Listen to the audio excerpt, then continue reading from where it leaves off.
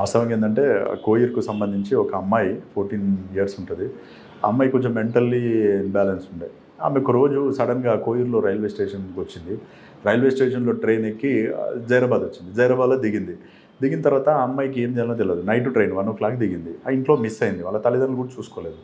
దిగిన తర్వాత ఆ అమ్మాయి రైల్వే స్టేషన్ బయట తిరుగుతూ ఉంటే ఒక ప్రైవేట్ ఎంప్లాయ్ అతను ఏం చేశాడు, వాళ్ళ ఇంటికి ఏందనంటే ఇక్కడ బస్ స్టాండ్ దగ్గర క్రాస్ కంట్రీ నడుచుకుంటూ వాళ్ళ రైల్వే స్టేషన్ నుంచి పోయే టైంలో ఏం చేశాడు, ఈ అమ్మాయి బయట కూర్చుంటే ఆయన కొంచెం డ్రంకన్ కండిషన్, ఆ అమ్మాయిని రేప్ చేయడం జరిగింది. ఆ చెట్ల పొదలు ఉంటే అక్కడ రేప్ చేసి బాగా బ్లీడింగ్ అమ్మాయికి మొత్తం చేసి వెళ్ళిపోయాడు అక్కడ నుంచి. ఆ కేసు వాస్తవం కూడా అప్పుడు ఎగ్జాక్ట్లీ 1:30 మంచి బాగా గాఢ నిద్రలో ఉన్నాం. ఒక ఆటో డ్రైవర్ ఫోన్ చేసిండు. ఇంతకుముందు మీకు చెప్పినట్టు ప్రతి పర్సన్ కూడా ఇన్ఫర్మేంటే. ఫోన్ చేసి సార్ ఇక్కడ ఎక్ లड़की है सब इधर पूरा गंदा है पूरा खूना ऐसा जा रहा है सब అంటే ఏమైందంటే कुछ हुआ साहब अनकॉन्शियस हो रहा हूँ అంటే ठीक है मैं आ रहा हूँ అని నా దగ్గర అప్పుడు బుల్లెట్ ఉంటే వేసుకొని ఫాస్ట్గా వెళ్ళిపోయాను. అక్కడనే నేను పోయే వరకు అమ్మాయి మొత్తం బ్లడ్ ఉండే. ఆ నుంచి చూసి శ్రీధర్ రెడ్డి సార్కి ఫోన్ చేస్తే ఫస్ట్ హాస్పిటల్ షిఫ్ట్ చేసి అమ్మాయిని షిఫ్ట్ చేసినాం. అయితే అందులో ఈ ఆటో డ్రైవర్స్ నైట్ ఎవరైతే తిరుగుతారో వాళ్ళు అందరూ కూడా మనకు డైలీ ఏం జరిగినా చెప్పేవాళ్ళు. అన్నోన్ పర్సన్ ఎవరైనా కనిపిస్తే వాడు ఒక చిన్న క్లూ ఇచ్చాడు. సార్ ఏమన్నాడంటే ఈ తెల్లవారితే పెద్ద ఇష్యూ అయిపోతుంది, 80% పట్టుకోవాలి ఎవరనేది. సీసీ కెమెరాస్ లేవు, ఏం లేవు, ఎవరో కూడా తెలియదు. అమ్మాయిని హాస్పిటల్లో చేంజ్ చేసి ఇక్కడ నుంచి షిఫ్ట్ చేద్దామని చెప్పేసి అమ్మాయిని సంగారెడ్డి షిఫ్ట్ చేశాం. ఈ ఆటో డ్రైవర్ పిలిచి మాట్లాడినాం, మీరు ఎవరెవరిని తీసుకుపోయారు, ఎక్కడెక్కడ డ్రాప్ చేశారు. ఇందులో ఒక నౌషద్ అని ఒక ఆటో డ్రైవర్ అతను చెప్పాడు, సార్ మార్నింగ్ 4:30 ఆ టైంలో సార్ నేను మొత్తం తిరుగుతూ ఉంటే ఇంటికి పోతున్నా సార్. ఇంటికి పోతున్నప్పుడు ఒకడు తాగి సార్ దానికంటే ఈ అఫెన్స్ అయిన తర్వాత రామ్నగర్ బ్రిడ్జ్ ఉంటుంది, ఆ బ్రిడ్జ్ నుంచి అటు పోతున్నాడు సార్ వాడు. నాకు ఎందుకో తోడ డౌట్ అయ్యే సార్ ఇంకా ఊపిరాను అన్నాడు. అయితే ఇప్పుడు అక్కడ చాలా హౌసెస్ ఉన్నాయి. అప్పుడు ఓన్లీ ఒక 10 to 15 హౌసెస్ ఉండే అక్కడ. ఎందుకైనా మంచిది ఎలాంటి డ్రెస్ వేసుకున్నాడు అయ్యిందంటే అతను చెప్పిండు, ఈ కొంచెం కంపెనీ కలర్ డ్రెస్ ఉంది సార్, యాష్ కలర్ డ్రెస్ ఉంది అని. అప్పుడు 4:30 అట్లా అవుతుంది. తెల్లవారు లోపల ఏదో ఒకటి చేయాలి అట్లా అని చెప్పేసి అందరు కానిస్టేబుల్ని పిలిపించి ప్రతి ఒక్క ఇల్లు ఒకరు చెక్ చేయండి, ఈ డ్రెస్ ఎవరు వేసుకుంటే వాళ్ళని తీసుకొచ్చి కూర్చోబెట్టండి. అట్లా వాడు ఏం చేసి ఇంటికి పోయి డ్రెస్ ఇప్పేసి ఆ డ్రెస్ ఇంట్లో ఉంది. అయితే వాడిని అడిగితే అప్పుడే పడుకున్నట్టు తెలిసిపోయింది. పట్టుకున్న తర్వాత వాడు ఏం చెప్పలేదు. పిఎస్కి తీసుకొచ్చాం. కొంచెం మా వేలు అడిగితే తప్పైంది సార్ అన్నాడు. వాళ్ళ దగ్గర బ్లడ్ స్టెయిన్స్ కూడా ఉండే బట్టలకి. లాకప్ వేసి సార్కి ఫోన్ చేసాం, సార్ వాడు దొరికింది సార్ అని చెప్పి. సార్ వచ్చి బాగా హక్ చేసుకొని వెరీ గుడ్ షో, ఎక్సలెంట్ అయ్యేది. అది చాలా అసలు ఆ రోజు కనుక వాడు దొరకకుండా ఉంటే కొద్ది సెన్సేషనల్ అయ్యేది. కాకపోతే మళ్ళీ కొద్ది రోజుల తర్వాత ఆ అమ్మాయి మెంటల్ ఇన్బ్యాలెన్స్ తోటే బాయిలో దూకి సూసైడ్ చేసుకుంది, చనిపోయింది అమ్మాయి. ఆ కేసు ట్రయల్ కాకముందే చనిపోయింది అమ్మాయి. వాడు తర్వాత కనపడ్డాడు. ఆ తర్వాత ఇక వాడు కంప్లీట్ జైల్లో ఉండే, ఇక్కడ నుంచి వెళ్ళిపోయాడు కర్ణాటక అతను. తర్వాత మీకు బాగా గుర్తుండిపోయిన కేసుగా ఆ తర్వాత ఇక్కడ జైరాబాద్కు సంబంధించి చేసిన కేసుల్లో ఇంపార్టెంట్ కేసు అని అంటే ముత్తూట్ ఫైనాన్స్ సంబంధించింది. అందులో అది చాలా కొంచెం అంటే ఎవరీ పోలీస్ ఆఫీసర్ కూడా అట్లాంటి ఆపరేషన్ అనేది ఒకటి చేస్తే చాలా అంటే వైడ్ ఎక్స్పీరియన్స్ వస్తుంది. అది ఎట్లా అంటే అందులో దాదాపు 77 kgs గోల్డ్ థెఫ్ట్ అయింది. 77 kgs గోల్డ్. ఇక్కడ ముత్తూట్ ఫైనాన్స్ అని ఇక్కడ నుంచి ఎగ్జాక్ట్లీ 1/2 కిలోమీటర్ దూరంలో ఉంటుంది. అందులో మొత్తం గోల్డ్ కూడా 3 చెస్ట్లు ఉంటాయి. అంటే ఈ గోద్రేజ్ లాకర్స్ పెద్దవి ఉంటాయి. అందులో అల్మారాలో ఏవైతే ఉంటాయో అరలరాలు ఉంటాయో దాని నిండా ప్రతి దాంట్లో గోల్డ్ ఉంటుంది. 100 kgs అబోవ్ గోల్డ్ ఉంటుంది. కాకపోతే 3 ఓపెన్ చేశారు. 3 ఓపెన్ చేస్తే 3 కూడా బ్యాగులు ఓపెన్ కాగానే అది 2 days ఆపరేషన్. ఎవరైతే అఫెండర్స్ ఉంటారో వీళ్ళందరూ కూడా జార్ఖండ్ స్టేట్ వాళ్ళు. ఇది యాక్చువల్గా ఈ అఫెన్స్లో చెప్పడానికి ముందు వాళ్ళు ఏం చేస్తారంటే ఈ అఫెన్స్కి ప్లాన్ చేసుకోవడానికి కారణం దేవ్ సింగ్ అని చెప్పేసి ఒక నేపాలీ గూర్ఖా ఉంటాడు. ఇతను ముంబైలో ఉన్నప్పుడు ఒక మర్డర్ కేసులో జైలుకు పోతాడు. వీడు జైలుకు పోయినప్పుడు అక్కడ దొంగతనం కేసులో కమరుద్దీన్ షేక్, రెజావుల్ షేక్, తర్వాత బహరుద్దీన్ షేక్ అని వీళ్ళు కూడా ఒక థెఫ్ట్ కేసులో జైలుకి వస్తారు. ముంబై జైల్లో వచ్చినప్పుడు వీళ్ళందరూ అక్కడ పరిచయం అవుతారు. పరిచయం అయినప్పుడు మీరు ఎక్కడి నుంచి వచ్చారని పరిచయంతో మేము ఇట్లా దొంగతనాలు చేస్తాం అది ఇది అంటే నువ్వేం చేస్తావు అంటే నేను గూర్ఖా చేస్తా, ఎక్కడుంటావు అంటే నేను ఎక్కడుంటే అక్కడనే ఉంటా అని చెప్పేసి ఫోన్ నెంబర్లు మార్చుకున్నారు ఇద్దరు. ఈ ఫోన్ నెంబర్ ఇచ్చేసుకుంటారు. వచ్చిన తర్వాత వీడు ఒక 1-2 years తర్వాత జైరాబాద్కి వచ్చిండు. జైరాబాద్లో వచ్చి ఇక్కడ గూర్ఖా నైట్ తిరుగుతుండేవాడు. తిరుగుతున్నప్పుడు వాళ్ళు ఒకసారి కాల్ చేసారు. కాల్ చేస్తే బహుత్ సోనార్ అయితే ఇద్దరివి ఆ పావు ఎక్బార్ అని అంటే ఒకసారి వచ్చి చెక్ చేసుకొని పోయిరు. మామూలుగా వచ్చి చూసి 1 నెల తర్వాత ముత్తూట్ ఫైనాన్స్ ప్లాన్ చేశారు. ముత్తూట్ ఫైనాన్స్ ఎందుకు ఎంచుకున్నారండి? అయితే ముత్తూట్ ఫైనాన్స్ ఎన్నుకోవడానికి కారణం ఏంటంటే ఈ నేపాలీ గూర్ఖా ఎవరైతున్నాడో ఇతను మార్నింగ్ టైము మొత్తం రెక్కి చేసిండు, ఎంతమంది కస్టమర్స్ ఉంటారు, ఎక్కడ గోల్డ్ పెడతారు, ఎక్కువ గోల్డ్ పెట్టేది అందులోనే ఎక్కువ మంది. అతను చెప్పిండు ఇక్కడ ఉంటే ఇందులో చేస్తే మనకు వర్కౌట్ అవుతుందని. అయితే ఈ ఎవరైతే జార్ఖండ్ వాళ్ళు ఉన్నారో వీళ్ళు విపరీతమైన హార్డ్ వర్క్ చేస్తారు. వెల్డింగ్ ఎలా చేస్తారంటే వెల్డింగ్ స్టార్ట్ చేస్తే కంటిన్యూ 5-6 అవర్స్ కొడతారు. వెల్డింగ్ ఓపెన్ అయిందా కొడతారు. అందులో ఒకడు రెజావుల్ షేక్ అని చెప్పేసి వాని మేస్త్రి అంటారు. వన్ పని ఇదే అన్నట్టు. అక్కడ బ్రిడ్జెస్ కట్టేటప్పుడు అతను చెప్తున్నాడు 4 days 5 days కూడా సార్ మాకు అలవాటు, కంటిన్యూ చేసేస్తాం సార్, కొద్దిసేపు పడుకుంటే చాలు మళ్ళీ కంటిన్యూ వెల్డింగ్ చేస్తాం సార్ మేము. అట్లా ఏం చేశారంటే గ్యాస్ సిలిండర్స్ టోటల్ వీళ్ళు జార్ఖండ్ నుంచి ట్రైన్లో తెచ్చుకున్నారు. తెచ్చుకొని ఫస్ట్ ఫ్రైడే నైట్ వస్తారు, వచ్చి ఈ ఎవరైతే ఈ గూర్ఖా ఉన్నాడో వాళ్ళ ఇంట్లో స్టే చేస్తారు. Second Saturday holiday. Second Saturday night back side నుంచి డోర్ ఉంటుంది, చెక్క డోరు. ఆ డోర్ బ్రేక్ చేసుకొని లోపలికి వెళ్ళిపోతారు. లోపలికి వెళ్ళిపోయి 10 o'clock హాఫెన్ స్టార్ట్ చేస్తారు.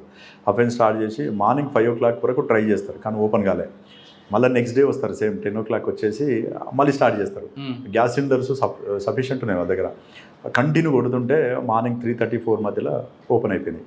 ఓపెన్ అయితేనే 5 bags మొత్తం ఒక్కొక్కటి 15 kgs వరకు కొట్టే బ్యాగ్స్ అన్ని ప్యాకెట్స్ నింపుకొని వెళ్ళిపోతున్న అందరూ బయటకు వచ్చారు. బస్ స్టాండ్ దగ్గరికి వచ్చేసి బస్ స్టాండ్లో బస్ ఎక్కి ఇక్కడ నుంచి ఎంజీబీఎస్కి పోతారు. ఎంజీబీఎస్కి పోయి అక్కడ బస్సు దిగిపోతున్నప్పుడు మొత్తం 5 బ్యాగులు నింపుకొని పోతుంటారు.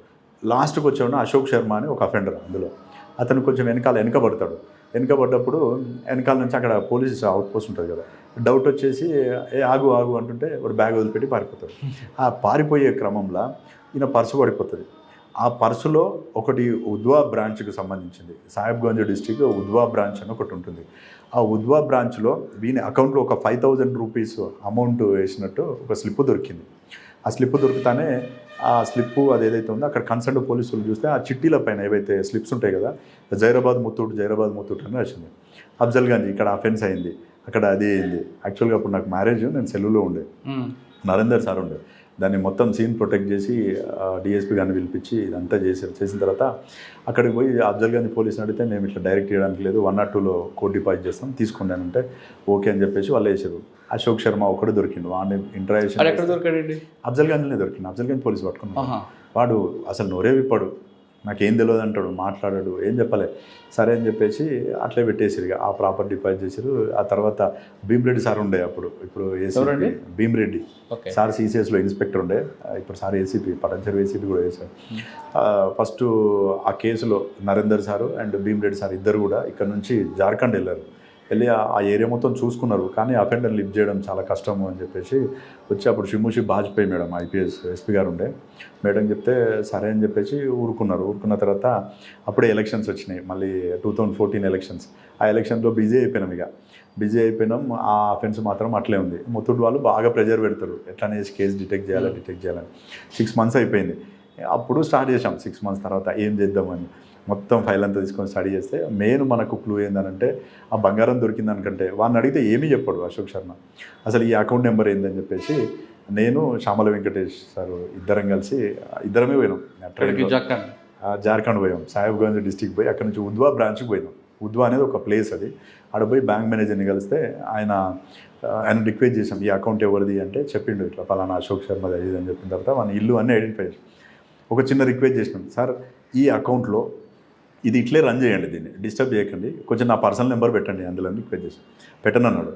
అంటే అక్కడ నుంచి పోయి ఆ సాహెబ్గంజ్ డిస్ట్రిక్ట్ ఎస్పీని కలిసి లీడ్ బ్యాంక్ మేనేజర్కి ఫోన్ చేపిస్తే వీళ్ళు తెలంగాణ ఆంధ్రప్రదేశ్ నుంచి వచ్చారు, వీళ్ళకి ఎట్టి పరిస్థితుల్లో మీరు సాయం చేయాల్సిందంటే ఆయన సరైన కన్సర్న్ మేనేజర్ చెప్తే మళ్ళీ 3 days తర్వాత పోయి ఆయనను కలిస్తే ఆయన అకౌంట్లో నా పర్సనల్ నెంబర్ యాడ్ చేసిండు. అయితే వీడు అఫెండర్ దొరికిన తర్వాత మెయిన్ అఫెండర్ ఎవరైతే ఉన్నారో కమరుద్దీన్ షేక్, ఆ ఏటీఎం కార్డు అకౌంట్కి సంబంధించింది వాడు వాడుతుండు. వానికి ఏంటంటే వాడు డబ్బులు ఉంటే సరే ముంబైకి వచ్చేస్తాడు, ఈ లేడీస్ బార్లు ఏవైతే ఉంటాయో బార్లో బాగా ఎంజాయ్ చేస్తాడు, విపరీతం ఎంజాయ్ చేస్తుంటాడు. అట్లా ఒక 2 months తర్వాత ఒకరోజు సాయంత్రం పూట 7:30 టైంలో ఒక మెసేజ్ వచ్చింది నాకు మొబైల్కి, నిఖితా బార్ అండ్ రెస్టారెంట్లో వాడు స్క్వైప్ చేసినట్టు 2,000 రూపీస్ స్క్వైప్ వాళ్ళే ఆ స్క్వైప్ చేసిండు. స్క్వైప్ చేయగానే మెసేజ్ వస్తానే మెసేజ్ ఇమీడియట్లీ సీఏ గారికి చెప్తే తిరుపతన్న సార్ డిఎస్పీ ఉండే అప్పుడు, తిరుపతి అన్న సార్ చెప్తాను ఏం చేస్తాం అన్నాడు. మీరు పర్మిషన్ ఇచ్చి వెళ్ళిపోతాం సార్ అన్న.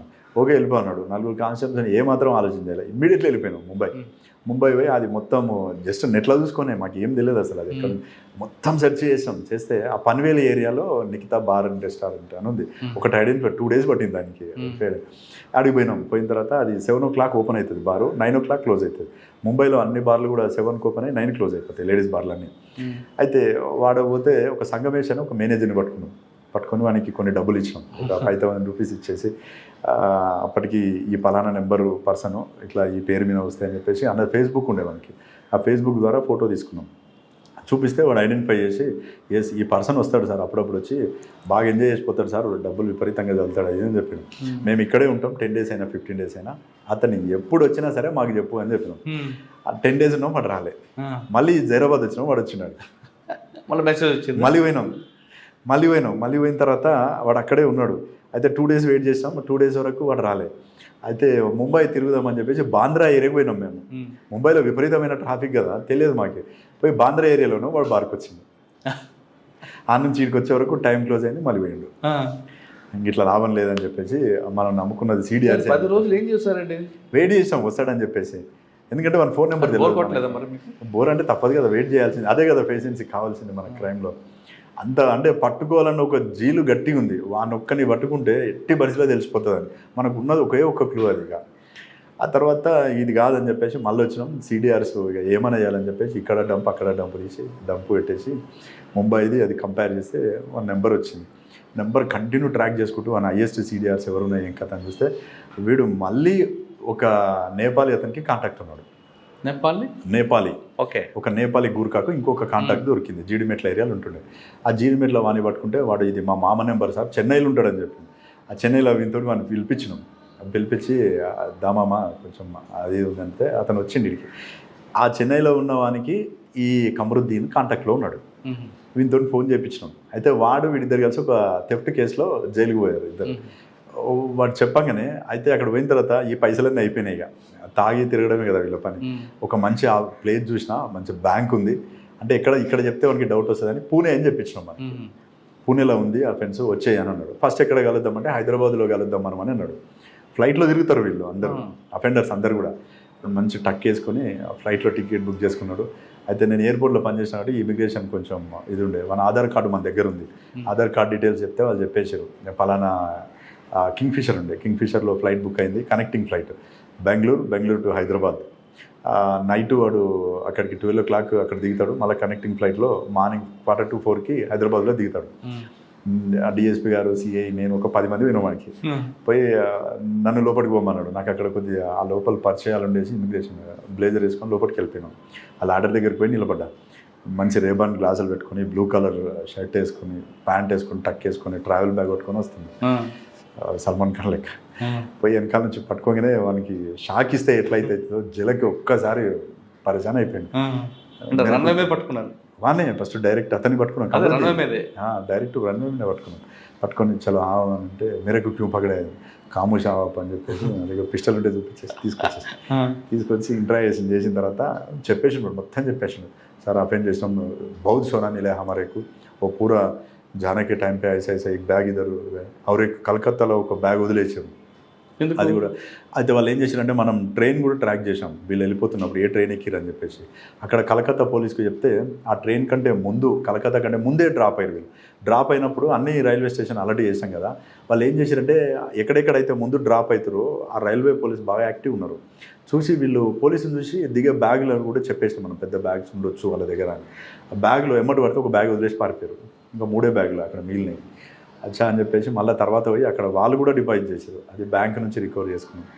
ఆ తర్వాత ఇక్కడ ప్లాన్ చేసాం. ఇక పూణే ఆల్రెడీ అఫెన్స్ ప్లాన్ చేసాం కదా, కమరుద్దీన్ తోటి వాళ్ళందరికీ ఫోన్ చేపించి రెజావుల్ షేక్ గానికి, బదరుద్దీన్ షేక్కి వీళ్ళందరికీ ఫోన్ చేపిస్తే వాళ్ళందరూ కూడా ఓకే మేము వస్తాం అక్కడికి అని చెప్పేసి చెప్పారు. కానీ రావట్లేదు, అంత ఈజీగా ఎవరు నమ్మట్లేదు. ఇట్లా కాదని చెప్పేసి చామల వెంకటేష్ సారు, నేను, మన శ్రీనివాస నాయుడు సారు, వీళ్ళు బాగా యాక్టివ్. సార్ వాళ్ళు విపరీతం ఎంకరేజ్ చేసేవాళ్ళు. అసలు క్రైమ్ చేస్తున్నానంటే పోయినాం. అప్పుడు పోయేసి అక్కడే స్టే చేసాం. ఇక జార్ఖండ్ పోయినాం. జార్ఖండ్ పోయి అక్కడ ఇక్కడ నుంచి ఇక్కడ కొంతమంది అరటి దుకాణంలో వీళ్ళు మార్కెట్ వాళ్ళు ఉంటారు కదా, వీళ్ళు ఇక్కడ నుంచి అక్కడికి పప్పులు సప్లై చేస్తారు. అక్కడ ఒక మార్కెట్ అతన్ని పట్టుకున్నాం. ఆయనకి రాజ్మహల్ అని ఒక ఏరియా ఉంటుంది, రాజ్మహల్ ఏరియాలో వీళ్ళవి అక్కడ పల్లెల్ని టోలాస్ అంటారు. మనం ఇక్కడ పల్లె అంటాం కదా, పలానా మామిడి పల్లె అని, ఈ పల్లి ఆ పల్లి అంటాం కదా, అక్కడ టోలాస్ అంటారు. టఫ్ టోలా అని విలేజ్లు ఉంటాయి. ఈ టఫ్ టోలలో 3 అఫెండర్స్ ఉంటారు. ఆ ఇండ్లన్నీ చూసుకున్నాం. పైగా చూసుకున్న తర్వాత వచ్చి ఆ పప్పు మిల్లులో ఉండాలి నైట్. అక్కడ స్టే చేసినాం 15 days అట్లా స్టే చేసినాం. అలా ఏరియా అన్నీ గుడిసెలు మొత్తం చాలా ట్రై చేసినాం. ఆ గంగా నదిలో ఒక నైట్ పోయి ఆ రాజ్మహల్ ఏరియాలో అంబుష్ వేసుకుని ఉన్నాం. అక్కడ ఒక దగ్గర జల్సా అవుతుంది, ఆ జల్సా ఏరియాలో వస్తారని చెప్పేసి మనకు ఈ అఫెన్స్ మొత్తంలో కూడా మాకు లక్ ఏందనంటే అక్కడ విజయలక్ష్మి మేడం అని మన ఏపీ మేడం, ఐపీఎస్ మేడం ఉండే అక్కడ ఇక్కడ జార్ఖండ్లో. మేడం అప్పుడు ఎస్బీలో ఉండే. మేడం పోయి కలిసినాం. ఈ త్రూ నరేందర్ సార్ ఫస్ట్ పోయి కలిస్తే సార్ చెప్పిండు మీరు శివ పోయి కలవండి మేడం అంటే కలిస్తే అక్కడ ఒక మెయిన్ ఆలం కాచోర్ వాని పేరు, వాడు మోస్ట్ అఫెండర్, వాడు ఆ ఏరియా అన్నట్టు. వాడు మొత్తం పట్టిస్తా కానీ డబ్బులు బాగా అడిగింది. ఒక ఆ అఫెన్స్లో అసలు యాక్చువల్గా మెయిన్ అఫెండర్ని లిఫ్ట్ చేసేట రోజు వాడు నాకు అపాచీ బైక్ కావాలంటాడు. అపాచీ బైక్ ఇప్పిస్తే పట్టిస్తా, లేకపోతే పట్టిని అంటాడు. శ్యామల వెంకటేష్ సార్, నేను శ్రీనివాస నాయుడు సార్ ముగ్గురం ఉన్నాం. ఏటీఎంకి పోతే 40,000 వస్తాయి లిమిట్. అకౌంట్లో పైసలు లేని, అకౌంట్లో సాలిడ్ డబ్బులు మస్తున్నాయి, 1 lakh 1.5 lakh. పోయి తీస్తే 40,000 వస్తుంది. వాడు అయితే యాక్చువల్గా ఏంటంటే ఇందులో మెయిన్ రిసీవరు రజాక్ ముఖ్య. వాడు పోలీస్ తిరుగుతున్నారని మనకు కొంచెం తెలిసిపోయి బంగ్లాదేశ్ వెళ్ళిపోయాడు. ఆడ బార్డర్ మాల్దా డిస్టిక్ ఉంటుంది. ఆ డిస్టిక్ నుంచి 11 kilometers పోతే బంగ్లాదేశ్లో పడిపోతారు. ఆ మేకలు బర్రెలు కాసుకుంటాను పోయి అందులో పడిపోయిండు. వాడు వస్తలేడిగా. ఒకరోజు వీడంతా ప్లాన్ చేసిండు, ఏదో వేసి మొత్తానికి పిలిపించిండు మాల్దాకి. మాల్దా దగ్గర కాలియా చౌక్ అని ఉంటుంది. అక్కడ చాలా ఫేమస్ కౌంటర్ ఫేక్ కరెన్సీ. ప్రతి అఫెండర్ దగ్గర వెపన్ ఉంటుంది అక్కడ. వాడిని పిలిపించిండు చూపిస్తా అంటాడు. బైక్ ఇప్పిస్తేనే చూపిస్తా అంటాడు. ఏటీఎం కార్డు పెట్టుకో, ఇందులో 1.5 lakh ఉంది, నువ్వు తీసుకుంటే నల్లేను మెరగ ఏటీఎం కార్డు నాకు గాడి ఓనా అంటాడు. వాడిని రిక్వెస్ట్ చేసి ఆ 40,000 ఇచ్చేసి అప్పుడు ఇంకా డ్రా చేసేటట్లేదు, డబ్బులు వస్తలేవు, మళ్ళీ రేపటి వరకు ఆగాలి అని బాగా రిక్వెస్ట్ చేసిన తర్వాత వాడు సరే అని చెప్పి ఒప్పుకున్నాడు. అవన్నీ ఒక చౌరస్తా దగ్గరికి బజ్జీల బండి ఉంటుంది కదా, మిర్చి బండి దగ్గరికి తీసుకొస్తే వాడు నిలబడ్డాడు. వాడిని లిఫ్ట్ చేసుకున్నాం. వాడిని తీసుకొని వచ్చేసిన తర్వాత వాడు మొత్తం బంగారం కరగబెట్టేసినాం సార్, కరగబెట్టేసి అమ్మేసినాం. నాకు కొంత టైం ఇస్తే రికవరీ చేయగలుగుతాను. ముత్తూట్ వాళ్ళని పిలిపించేసి వాళ్ళతోటి మాట్లాడిన తర్వాత మొత్తం ఒక గోనె సంచి ఉంటుంది కదా, గోనె సంచి నిండా పైసలు తీసుకొని వచ్చి ఇన్ని డబ్బులు వస్తాయి సార్ అంటే, ఇది కాదు మాకు కావాల్సింది బంగారం, నువ్వు ఎక్కడ పెట్టు అంటే ఈ డబ్బులు పెట్టి నేను తీసుకురాగలుగుతా అంటే ఫస్ట్ డబ్బులతో మేనేజ్ చేద్దాం అనుకుంటే ఎవరిని, ముత్తూట్ వాళ్ళని. వాళ్ళు లేదు పోయినా గోల్డే కావాలి ఇంటాక్ట్ ప్రాపర్టీ అంటే, వాళ్ళు మళ్ళీ పోయి ఎక్కడైతే అమ్మిరో ఆ సోనార్ అంటారు వాళ్ళని, ఈ సాంగ్లీ డిస్టిక్ వాళ్ళు అక్కడ బంగారం కరగబెడతారు. వాళ్ళకి పోయి ఇచ్చిన డబ్బులు ఏదైతే రిటర్న్ ఇచ్చేసి మళ్ళీ ఆ గోల్డ్ అంతా కూడా రికవరీ ఇచ్చారు. టోటల్ ఆ కేసులో ఏంటంటే ఎయిర్ అంటే ఫ్లైట్లో ఒక అతన్ని లిఫ్ట్ చేయడం జరిగింది, గంగానదిలో చేజింగ్ జరిగింది, నాగ్పూర్ నుంచి పూణే వరకు. మిగతా అఫెండర్స్ వచ్చేటప్పుడు మా తుఫాన్ వెహికల్ తీసుకున్నాం. ఆ తుఫాన్ వెహికల్ తీసుకొని ఆ అఫెండర్ ఒక వెహికల్ ఏమో తుఫాన్ వెహికల్ ట్రాక్తో పాటు వచ్చేస్తుంటుంది. ఎక్కడెక్కడైతే రూట్ ఉందో ఆ రూట్ పట్టుకొని ఒక 10 మంది ట్రైన్లో ఎక్కినాం నాగ్పూర్లో దీపావళి ముందు రోజు.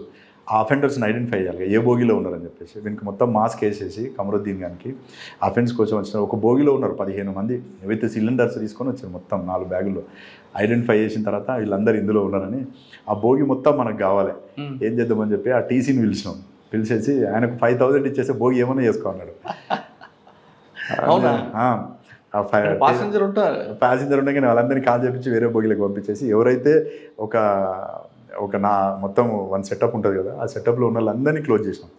అందరినీ కూర్చోబెట్టి చేతులు వెనక్కి కట్టేసి లిఫ్ట్ చేసి తీసుకొని వచ్చిన తర్వాత రికవరీ అందులో 36 kgs వరకు రికవరీ అయింది అప్పుడు గోల్డ్.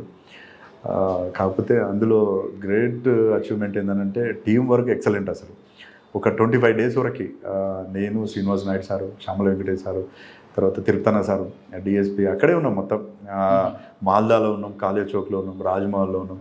రోజు బోట్ వేసుకొని తిరిగేది. గంగానది చాలా స్పీడ్ ఉంటుంది కదా. మాల్దా నుంచి సాహిబ్గంజ్ డిస్టిక్ 50 kilometers. అటు పోతే మనం బై రోడ్డు పోతే 100 kilometers అవుతుంది. కాబట్టి ఇటు పోయేది తొందరగా పోవడం కోసం. ఆ విధంగా ఇన్ఫర్మేషన్ కలెక్ట్ చేసి కాకి మూవీ చూస్తే ఈ ఆపరేషన్, కాకి మూవీ చాలా చిన్నది, ఇది చాలా పెద్ద ఆపరేషన్ అనిపించింది.